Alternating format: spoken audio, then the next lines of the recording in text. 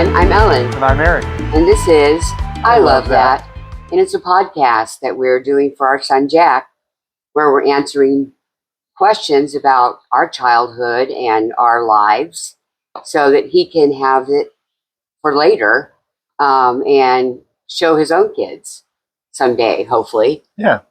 So what it is we're using tails.com. You can go out and find them. We're not getting paid for this. We just found it and we thought it was a cool idea to do questions about our life to, kind of preserve who we are, and they can see right from the horse's mouth. Right, what our personalities are like. Yeah, what our stories are and who we are, and rather than just having, somebody pass down stories that they remember. Right. These are stories that only we remember. Yeah.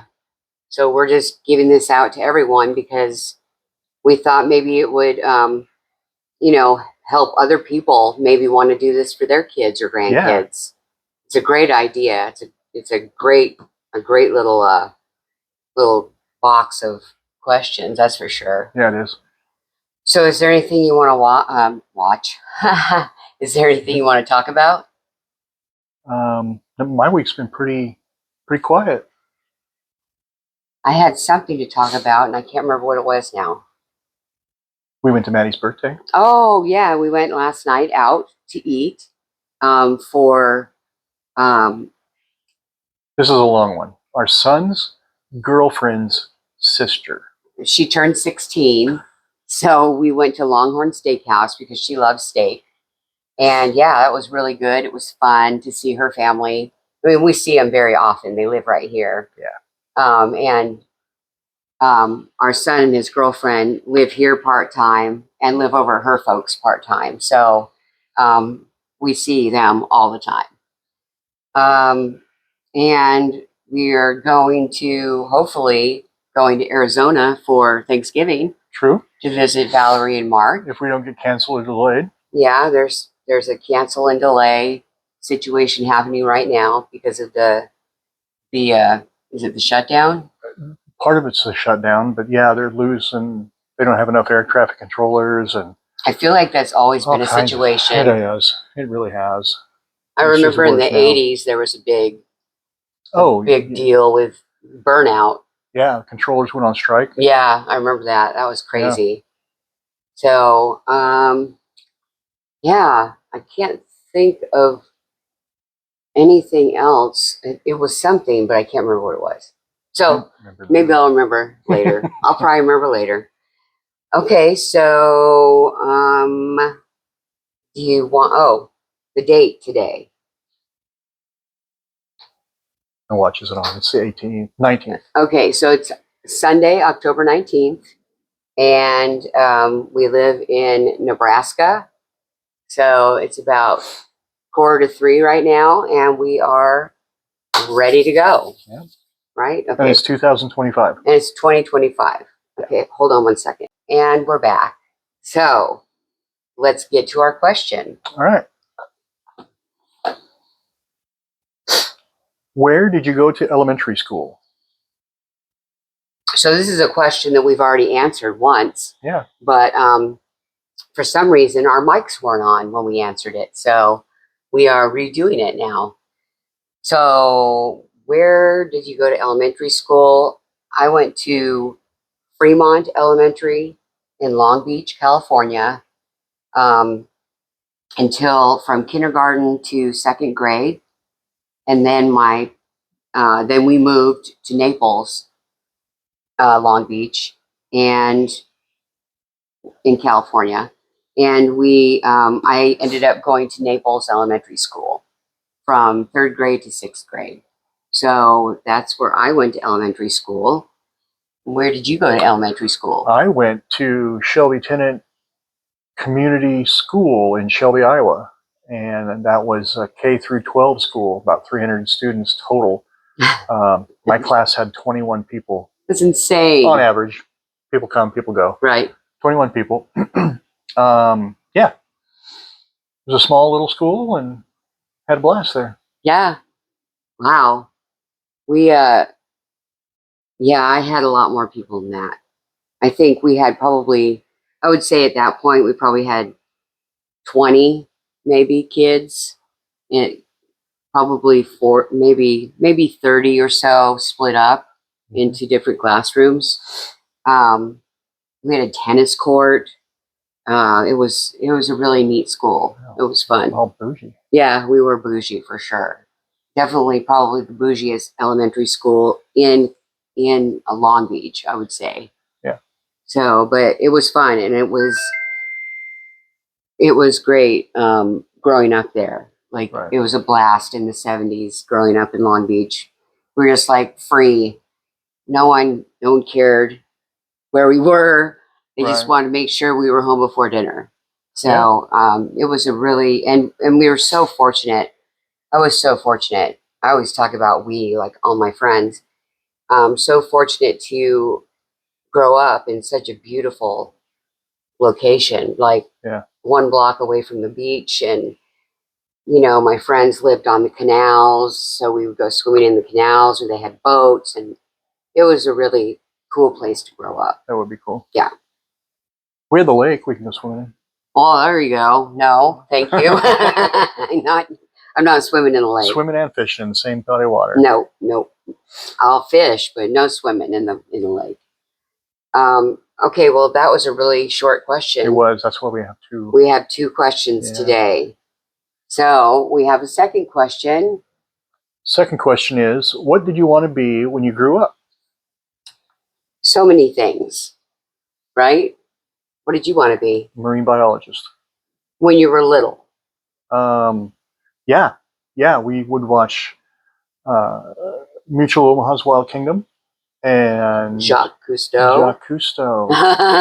We would watch him, and so I wanted to go out and I wanted to work with animals, with sea animals, Right. fish and whales and sharks and Otters. dolphins and otters and stuff like that. Yeah, otters. So that was what I really wanted to do. Is I wanted to work with animals, and I wanted to do it. I wanted to be Jacques Cousteau. I wanted to scuba dive and look at all that cool, neat stuff that you don't get to see from land. Right. Oh, I totally understand. When I lived in Belmont Heights before we moved to Naples, I lived next door to Mr. and Mrs. Tlicki, and he was a dentist, and he was personal friends with Jacques Cousteau. Oh, wow. Yeah, so he would go diving with him and all sorts of fun stuff. So he was probably over there for dinner or whatever, but I would never have, been like, oh my God, Jacques Cousteau. Right. Because, but yeah, that's very cool. So you didn't want to ever be anything else, even when you were a little kid, like a fireman or anything like that? Nothing I remember. Wow. Yeah. So are you a marine biologist now? No. You are not? That did not work. It didn't? No. Well. Growing up in Nebraska, being double landlocked by states, didn't get to the ocean. And didn't do well enough in high school to get us any kind of a scholarship. So that just went out the window quickly. So, yeah. So you ended up joining the Army. I did. And now you're an IT professional. Elementary school. In elementary school. He was like, I'm going in the Army. I'm going to be a marine biologist. Yeah. You probably could have if you'd gone in the Navy or. If I'd have been smarter, yeah. Well, if I had somebody to guide me through the process. Right. But you didn't feel like you had that. No, I didn't have that. Gotcha. Recruiter has to fill numbers, and he put me where he needed a number. Oh, I see. I didn't really get a choice. Oh, wow. That really sucks. Yeah. I'm sorry. Well, it was part of it because, and this is getting off the topic, but part of it was because I joined the National Guard, and they were infantry units. Oh. So I went to basic and AIT as an infantryman. So you were already. And then when I came active, they were like, hey, you're infantry. You already trained. So that's what you're going to do. Oh, geez. Not pay me to get trained to do something else. Right. That sucks. So I did try to switch when I re-enlisted. When I was getting ready to re-enlist the second time, I did try and finagle, because I was at a personnel post, did try to finagle a switch into vet tech. Oh, wow. But I was a sergeant, so they're like, oh, you're kind of advanced. Oh. you're already a sergeant in the infantry, so that's where you're going to stay. That sucks. Yeah, but that's okay. Yeah, I mean, it So I worked got out. Yeah, you got out, and now you started at the very bottom of IT, and you have worked your way up to 30 years later. 30 years later, database manager, Database programmer, and manager. So it worked out. Not the way you thought it was. I made going it up to out. help desk managers, regional help desk manager, and then decided that was You I didn't want want- to do a manager anymore. Yeah, no, I hear you. I remember that time. I think it would have been easier if we had lived there, if you hadn't been the remote manager. Right. You know what I mean? Yeah. That just the people who work for you don't really have any respect for you. No, because they don't know you. You can't. Yeah, you can't sit there and look at them when they come in at 9:30. Exactly. Yeah. Exactly. No, this is we are in a much better place. Way. So everything, yeah, it's good. So what I wanted to be when I was little, I wanted to be a vet. Mm-hmm. Because I love animals so much, and I wanted to go to veterinary school. And then, so yeah, when I was little, I guess I just wanted to be a vet. And I later on worked for a vet for 5 years, and found that I'm too sensitive to be a vet. Right. I had to quit eventually because I was starting to see the animals that I knew coming in to having to be put down because they were old or whatever, or hit by car, cats or dogs. I'd come home crying every night. So I quit. Yeah. It was bad. My heart is too soft for animals. So, but yeah, that's what I wanted to be when I was a little kid. The wanting to be a director didn't come until, high school, when my mom worked at USC Film School. Right. So, but yeah, I feel like vet and a writer. I was always writing and coloring books. So, and giving them to my mom. It's cool. Yeah, I know, but I haven't done anything with it. So, is it cool? Yeah. It was cool back then, but if I had actually written a book like I'm supposed to, then there's still time. There's still time. There's still time for that $1 million novel, right? Gone with the Wind. Wasn't she like 70 something? Oh, Margaret Mitchell? I don't know, maybe. She was pretty old when she wrote it. Was she? Yeah, I think so. Oh, well, I just need to chisel out some time to sit down and write. Yeah. It's not hard. It's just getting there is hard. Right. Actually sitting down to do it is hard. You need one good one. Right. Yeah. Right. Like just to get started. Like Mary Shelley had Frankenstein. That was it. Right. Or a really good book. Or To Kill a Mockingbird. That was her only book too. Yeah. So yeah. Okay. Well, no pressure on me. Yeah. I guess. Still got time? Still got time. We hope. I was going to say, one of the things that you've been doing that you should talk about is that you are starting to do TikTok.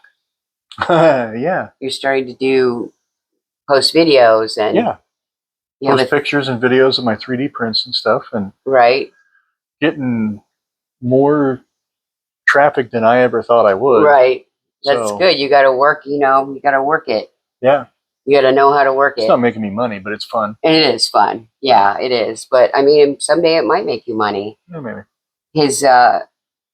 His handle on TikTok is Great Dane 3D Printing. Great Dane 3D Printing. So if you see that, go ahead and scoop him up.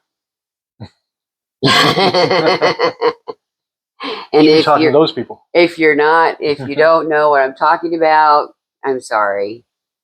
But yeah, other people do. So, and we should say we're actually on live TikTok right now. Yeah, I guess we didn't say that at the beginning. Yeah, we've been on live this whole time. So just for people to be able to see the behind the scenes stuff. Bloopers and Bloopers. cuts and yeah. Right? Someone's teeth fall out. I don't know. Something. I don't know. So, yeah, I guess that's it for us this time. So please rate, review, like, subscribe. You can find us on all the socials at ilovethat.jackscrib. And you can email us at ilovethat@jackscrib.com if you'd like to. We'd love to receive some email from people. So send in the emails for us. You can also listen to us on Apple Podcasts and iHeartRadio app. So I guess until next time, this has been I Love That. See you later. Bye.